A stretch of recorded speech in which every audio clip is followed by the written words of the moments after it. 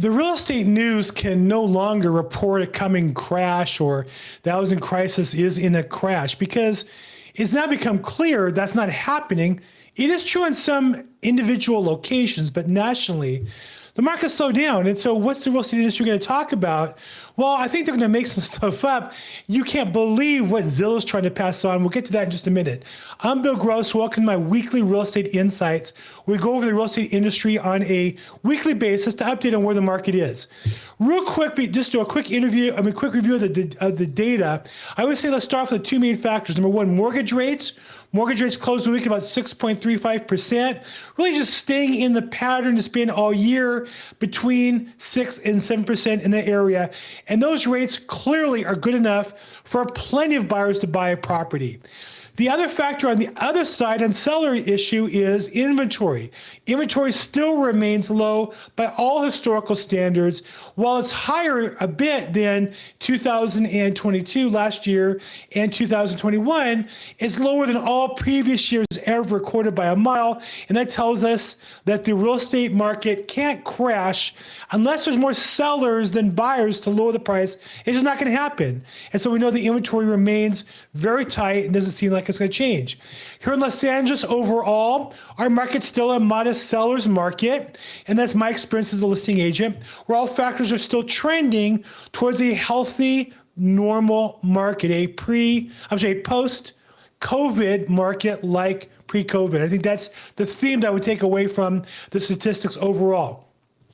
One of the researchers that goes into market value is Black Knight. They collect mortgage payments more than anybody in the country, and they're reporting. Take a look at this topsy-turvy period of time that shows you housing prices going up, housing prices going down, huge run up in the COVID period, huge correction, not in terms of down prices, but decreasing rate of increase is a big distinction. But that number just turned positive here, and still they're showing year over year 1.9% average increase in the value of property nationally. So what we have is a slowing, raging market. We do not have is a declining market. Another key factor that looks at that is buyers' demand. How many buyers are going to open houses getting pre-approved? Redfin deals with plenty of buyers, and they compile their data, compile it, and you can see here that March shows about 130% more demand by 30% than pre-COVID period. January 2020 is 100. March, a current amount of demand for housing today, at today's prices, at today's mortgage rates, is still 30% higher than it was pre-COVID. So that tells you that we still have an elevated level of desire to buy houses, even with higher rates, even with higher prices, based on buyers going to open houses, buyers getting pre-approved, and buyers making all that. So this week I want to talk a little bit about Zillow, one of my favorite topics. I love talking about them because I just think they're out of control. They are the gorilla in the real estate industry. They're worth more than the next 2 or 3 major companies combined. This is amazing for a company that was only founded 19 years ago in 2004. The company went from being based on data and empowering consumers to really just being a very high-powered advertising company, I think, that uses this monopolistic power, kind of like Google and Facebook, to really put other businesses out of business and to drive more to them. A couple points that came out I want to show you. Recently, Zillow had to agree to pay a $15 million lawsuit. Now you'd say, well, Bill, $15 million is nothing for a multi-billion-dollar company. And you're right. I mean, basically, companies get away with this stuff all the time. This lawsuit is a settlement where their own shareholders, are saying, hey, you lied about this investigation that was going on, and as a result, the stock was depressed and we lost money. And as a result, they agreed to pay $15 million. I don't know, to me, that's a lot of money. I'm not Zillow. To their own shareholders that they cheated by not sharing that information.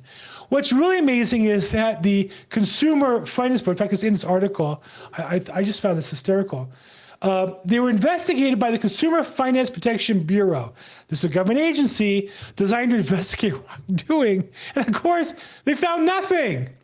So here's Zillow paying $15 million to settle the lawsuit and they admit they did nothing wrong.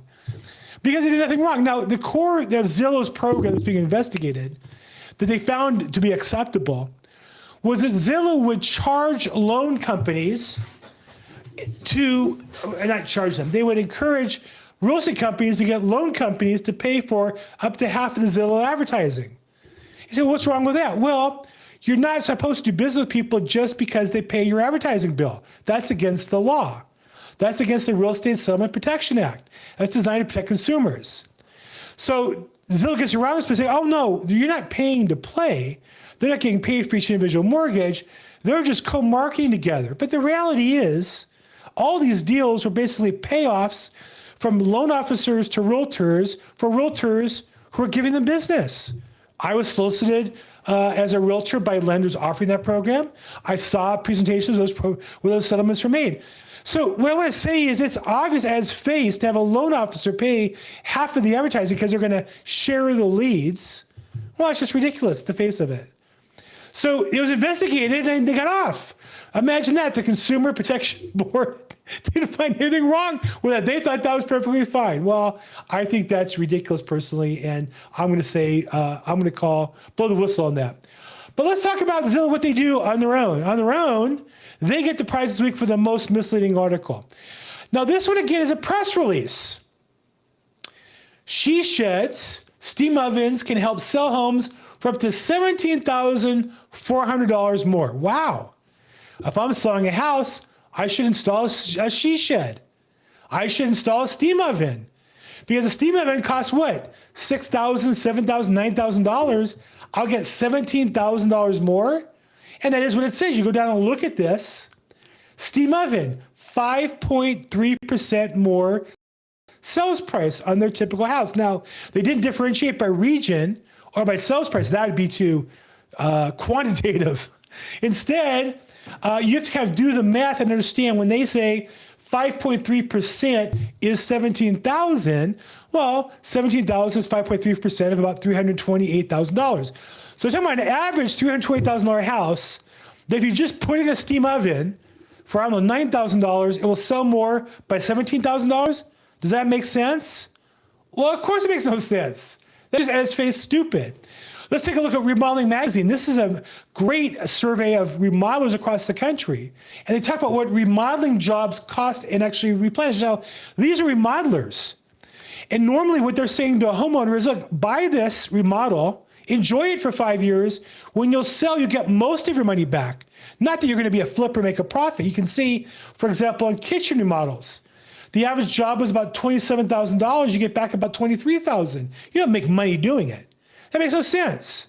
But here's Zillow saying to us that she sheds and steam ovens can sell for $17,400 more. It's nonsense. And the reason why that they don't count for the data is obvious. Any kitchen with a steam oven is going to also have other high-end accoutrements. So you're not going to just spend $9,000 on the steam oven. You can spend on upgraded tiles and cabinets and refrigerators and everything else that goes along with that property. You're going to spend $50,000 to get that $17,000 at the end of the day. That's the joke of it. And it gets worse. It's worse than that. Because when you read the Zillow article, right below the headline, which is ridiculous enough, right below, Zillow finds that doorbell cameras and soapstone countertops, let's just skip that one for a second, can help sell a home for up to 5 days faster. And they had this very impressive chart. Oh, it's a chart. It must be true. It's data. Trust the data. Featured doorbell camera sells a house for 5.1 days faster. Just think about that for a second. Does that make any sense at all? I have a doorbell camera. They're great. I have a Ring camera.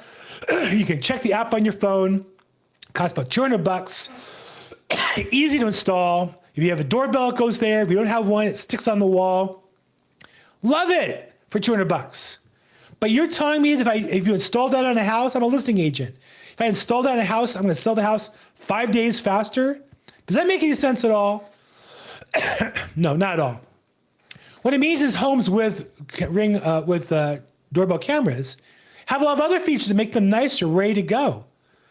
And therefore, those houses sell more quickly. It's a sign, it's not the camera itself. And that's what's misleading here. And Zillow's peddling, I think, misinformation, but it's worse than that. Because Zillow doesn't just put this out. In fact, you notice this is on Zillow's press release. It's not on their website. So they put out this garbage. Magically, it shows up on, from the media room, the Daily Mail runs it. Yahoo runs it. These other websites run it. It goes into Twitter, Reddit.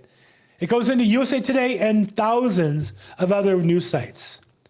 So Zillow has this information.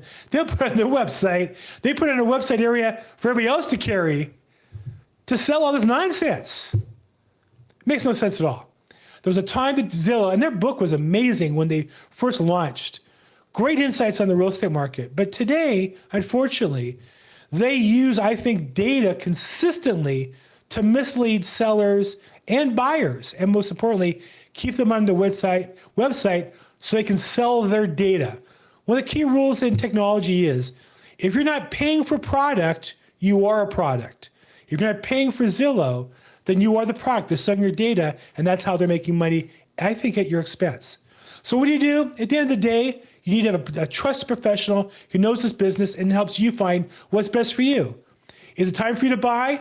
Well, don't get looking for houses that don't have she sheds to save money.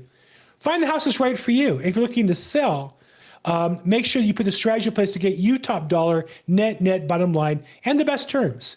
If I can help, call me, text me, email me. I'm Bill Gross at Bill Gross EXP. Make today your best day ever. Thanks so much.